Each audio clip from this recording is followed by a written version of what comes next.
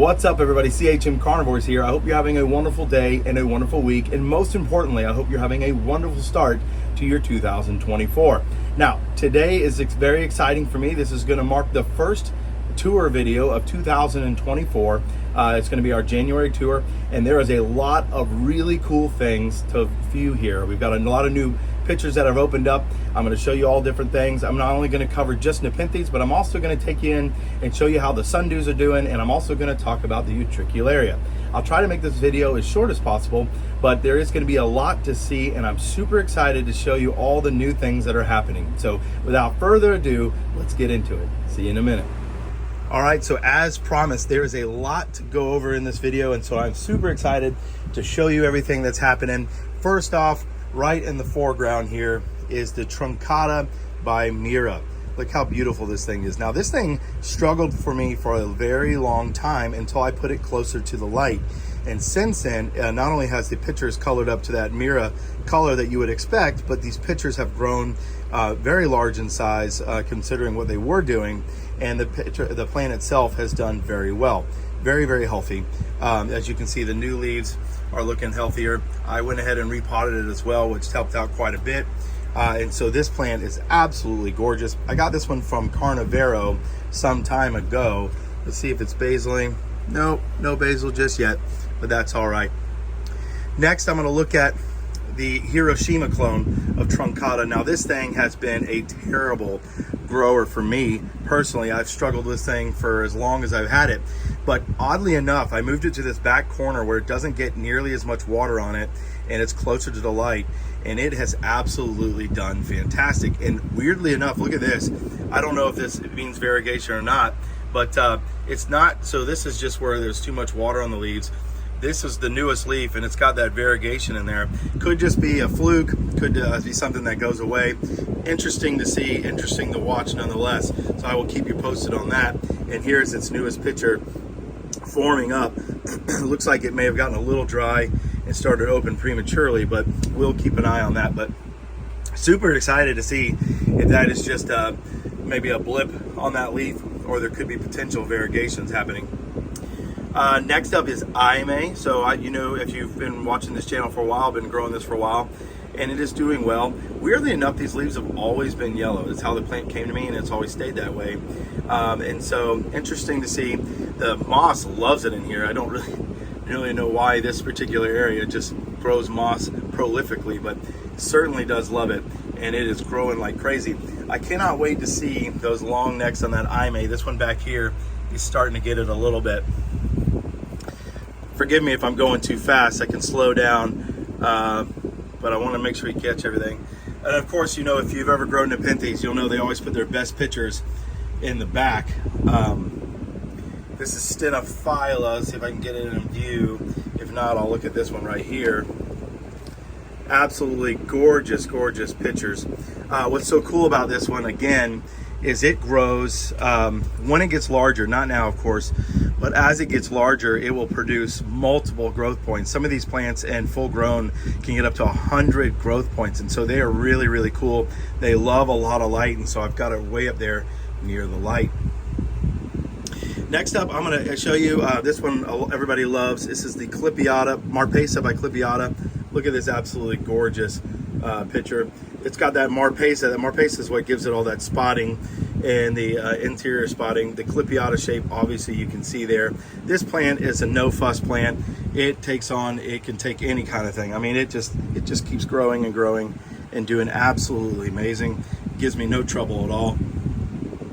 Behind that, it's a little hard to see, but this thing is a prolific grower. Let's see if I can get one out here. This is this little Thorillii by Aristolochioides. Now, if you are needing a plant that is super easy to grow and will grow leaps and bounds for you extremely fast, I could not recommend a plant more than a Thorillii by Aristolochioides. I was told that it's probably the fastest growing Nepenthes, and that so far is checking out. This thing is growing very fast for the amount of time that I have it, and it pictures profusely. So I highly recommend it to any grower. Now, I want to show you an absolutely showstopper of a picture. This is my Bioc by Truncata Giant. Look at this picture. Look how beautiful that thing is. This is not a newly opened picture, so that peristome is going to stay as flared as you're looking at it right now. This thing did okay for me when it was down lower, but when I got it up on the top shelf here, it really has done exceedingly well. And so I'm very excited to see that flare continue as these pictures get larger and larger. It won't get nearly as large as a truncata, but it will get probably second best, close as you can get. But that biac gives it a really cool color. This is a pulchra hybrid. Now, you don't see a lot of pulchra hybrids out there. And what's crazy about this one is this is its newest picture. Not a whole lot to look at, but what's really cool is when this thing gets big, it gets wild. This is from Todd's Tropicals. The picture gets extremely flared, and it's almost whimsical in size. So if you've ever seen a pulchra gets this really bulbous bottom on it, and so this one does as well with that flared peristome. So I'm just biding my time, letting this thing grow here out in the middle. It seems to love it out here, and I am so excited to see the leaf structure on it. It's really beautiful too. It's almost like a spade shape or whatever. It goes to a point. Very beautiful. So I'm excited to see how that one's going to grow out. And how could I skip over this one? This is the Talented Tower from Predatory Plants I told you about. Now this thing really took off when I showed it, when I gave it a lot of light. So before, the pictures would look, they're dying off now. It's hard to see, but a lot more stripy and spotted. Now since I put it up to the light, their stripes are very prominent, and they get this beautiful ruby red peristome and a red blush body, which is just absolutely gorgeous to see. And so I'm very excited that I put this up towards the light. It has loved it so much more. Here's one that I think every grower should have. This is called a sanguinea, and this plant is a no-fuss, easy to grow plant. I got this from California Carnivorous, I think for like 20 bucks, and I got 2 of them in here. This thing is, the crazy thing about sanguinea is they're paper thin. They're very thin pitchers, but they last forever, and they will get quite large. The red variety will get well over a foot. This one will probably get not quite that large, but will get pretty good size.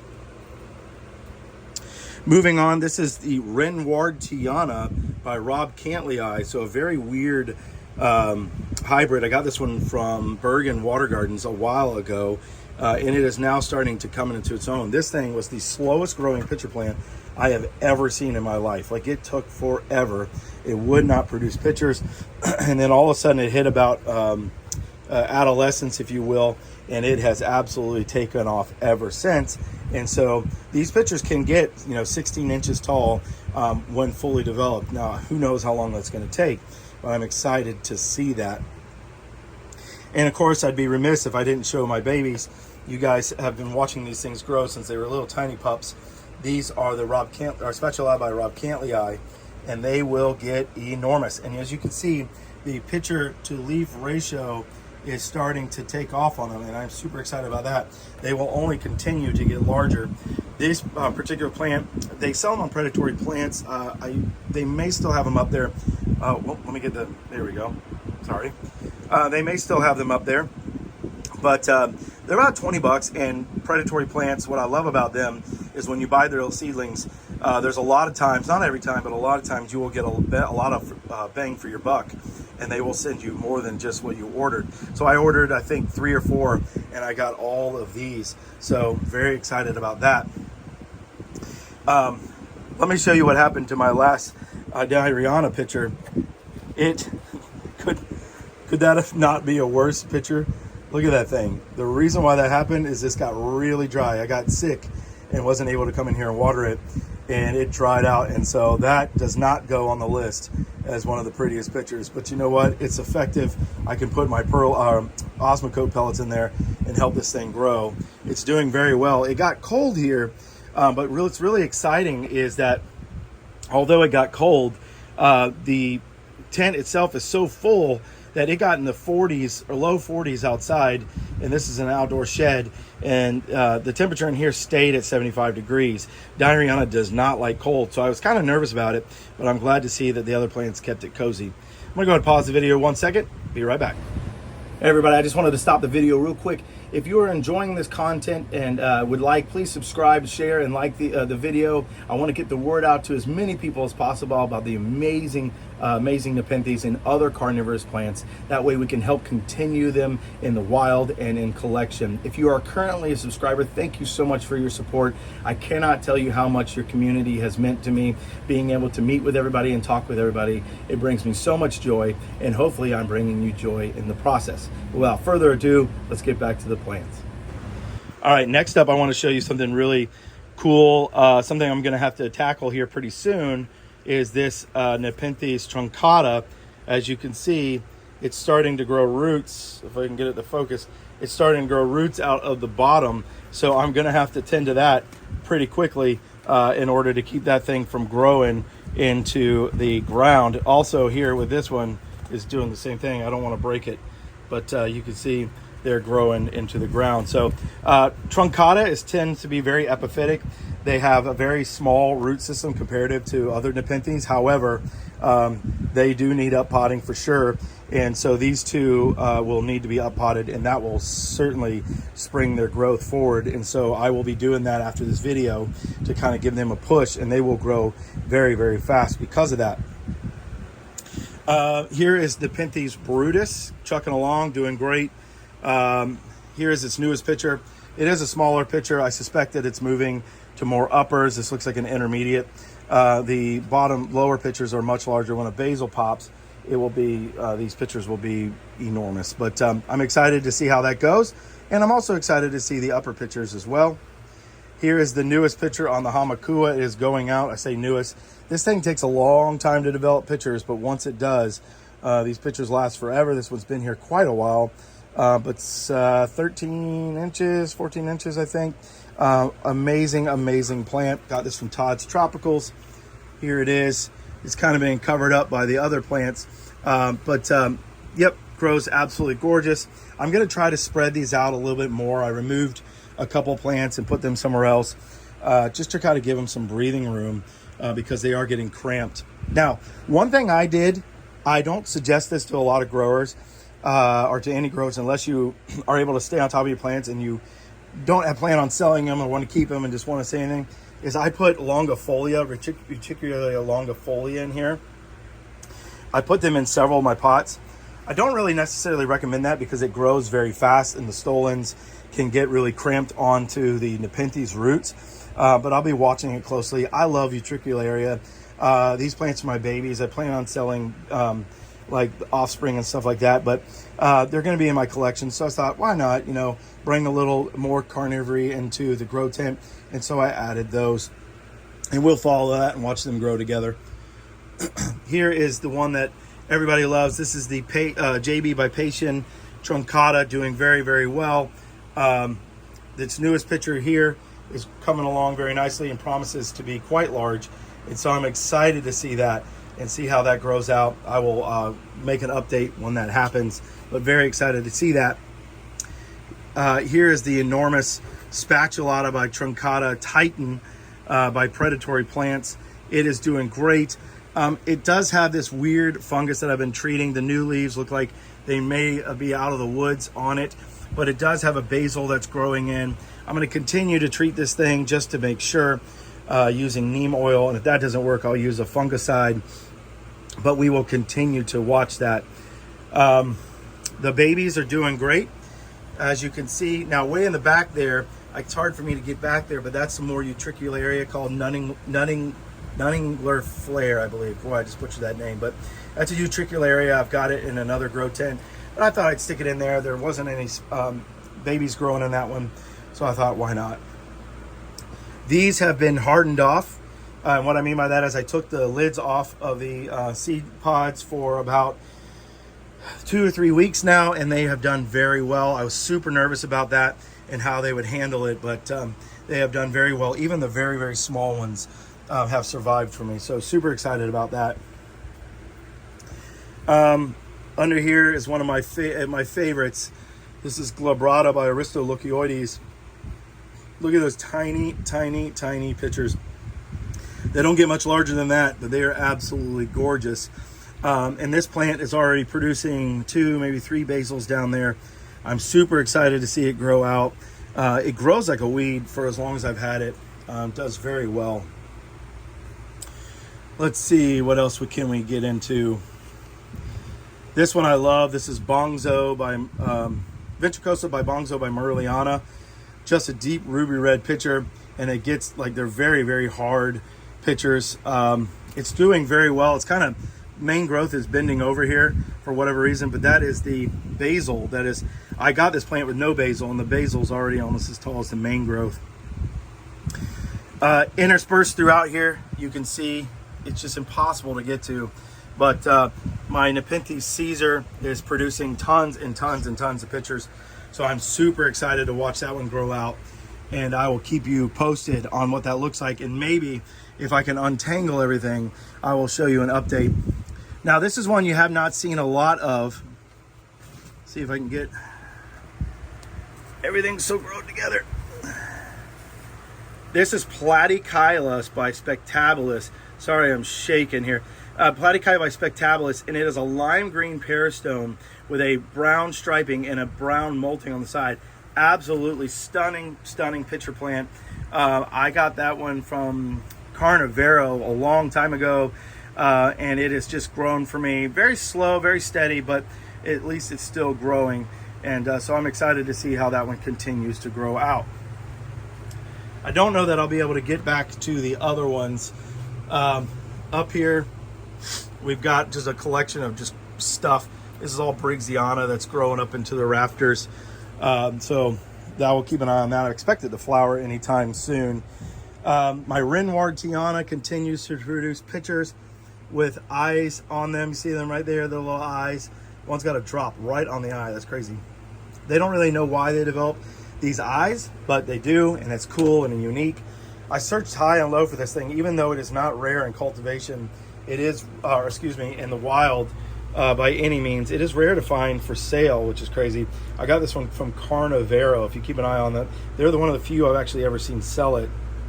Grows like a weed, very, very low maintenance. An amazing, amazing plant. And then my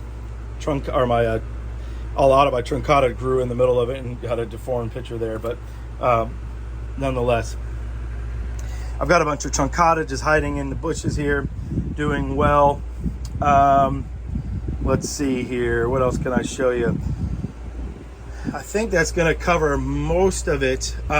Here's one that I have not talked about a lot. This is Song of Melancholy by Boschiana, and it's a slower grower, but it produces absolutely stunning pictures. Very Boschiana-like. I suspect that when they get older, they will have a more red tinge because of the Song of Melancholy, but we'll have to see what that looks like. I'm pretty sure Song of Melancholy has a little Boschiana in it as well, so it's almost like a back cross. So I expect that to have very Boschiana-like attributes. Let's go check out the sundews in the Utricularia. All right, so this is a much more crowded grow tent, but I wanted to show off just how well these sundews have done. Sundews are quickly becoming one of my favorite carnivorous plants. They are just so cool. Like, if you actually take the time to study them, it's just, they grow prolifically. They are so unique, and all the different ways you can propagate them, and they're just an amazing, amazing plant. They're found on every continent in the world, and they are absolutely a blast to grow. And so, as you can see here, these are my capensis, and I recommend capensis for anyone. Now, if you'll remember, not too long ago, they were on their way out, and now they are flowering profusely. And what is so cool about them, I'm sure you've heard in my other videos, is they are self-pollinating, so they will absolutely drop a ton of seed and spread very quickly. And so I'm excited about that to continue this growth. I'm going to be buying some more here soon, different varieties of sundews, and we'll be sharing that with you. But what's really neat is you can see how their growth of their flower stalks come out. They come out and they unravel almost like they look like a snail at first. I can't find one, but then they unravel like that, and then they slowly become this. Now, their flowers don't stay open very long, maybe 2 hours at most. So you got to catch them right at the right time to be able to view them. They do grow well on a windowsill, so something you could probably do if you wanted to keep a closer eye on them to see that growth. Here are all the babies, and if you look at the first video, you'll see that they have grown leaps and bounds, and that is because I have been feeding them fish food, and they love fish food, so they are absolutely taking off. Next one is spatulata, and now this thing is probably the most prolific flower of any sundew that I have ever seen. And because I've given it the proper amount of light, these seeds will be viable. And so I'm gonna have to put another tray beside it just to catch them. And these are what's called a rosetted sundew, and they will mound. And so I'm very excited about that. Now, the only caveat to these things are they are extremely easy growing, but you have to feed them because they, as you can see, will flower themselves to death if you don't. And so you got to continue to feed them once a week, maybe once every 2 weeks, to keep them healthy, and they will do wonders for you. And so, very small sundew collection right now. My 2024 focus is not only Nepenthes, but is also to grow this sundew collection. So be keeping an eye out for that as we add to that. Now I'm going to take you over to what looks like just an absolute mess, but this is actually a really cool carnivorous plant garden, if you will. And there are some sundews that kind of got mixed in here, but this is a Utricularia garden. And I'm going to be making a video showcasing these amazing carnivorous plants. But as you can see, they almost look like grass. And then they put out these beautiful flower stalks. This one is, I think, bicalcarata. I could be wrong. It grows profusely through stolons in the ground. Let's see if I can find one. Here's one. Now, if you look closely, see if I can get it to focus. These are stolons. And you see those little balls all over it? Those are the itty bitty tiny traps that catch nematodes and all these other little tiny critters as they're growing. There are some larger ones, like this is the nuttingler flare I was talking about, and this is longifolia, known for its long foliage. Now it's getting a ton of light, so it won't produce long foliage, but what's cool about this is it gets enormous, almost orchid-like flowers, and so I'm excited to see that. Utricularia is known for how profusely and how beautiful they flower, and their flowers are. Here's one, if I can get it to focus, called Sandersonii, and it produces what's called little angry bunny flowers. Right here, very hard to see, but see these little stalks with the little bulbs on the end? Those are not flowers that didn't make it. These Utricularia will also put up little stalks with these little bulbs on it, and those bulbs are full of viable seeds, and they will open up and spread. And so I'm very excited to see this collection grow. Now, as you can see, I didn't put any of this longifolia in here. It will grow profusely. It likes to be, for most part, they like to be waterlogged. A lot of these, like in these cases, don't mind being flooded every now and then to help them grow. I cannot recommend Utricularia for growers, especially if you have a limited space. Their traps, even though underground and diminutive, are the fastest and most complex traps in all of the plant kingdom, carnivore, and any otherwise. They trap their prey faster than most cameras can even take pictures of. They're absolutely amazing plants if you study them, and they're so you'd walk right over them if you didn't know. They're so unassuming, and that's the insidiousness of them. They're so beautiful in the topsoil, but underneath they are one tough carnivorous plant. All right, everybody, let me go ahead and flip the camera around and bid the farewells. All right, everybody, I hope you enjoyed that quick collection tour of all the different carnivorous plants I'm growing. 2024 is very exciting. I got a lot going coming this way, and so I'm very excited to expand the scope of this channel and show you all these different types of carnivorous plants and how to grow them. But don't worry, if you're a Nepenthes only lover, I am not straying away from them at all. I'm very excited to be able to expand though and show everybody these amazing plants. If you have any questions at all, please don't hesitate to reach out. And if you just want to comment and have a conversation, please do so as well. I look so forward to your comments and communicating with you. As always, have a wonderful day and a wonderful week, and I'll see you soon. Bye-bye.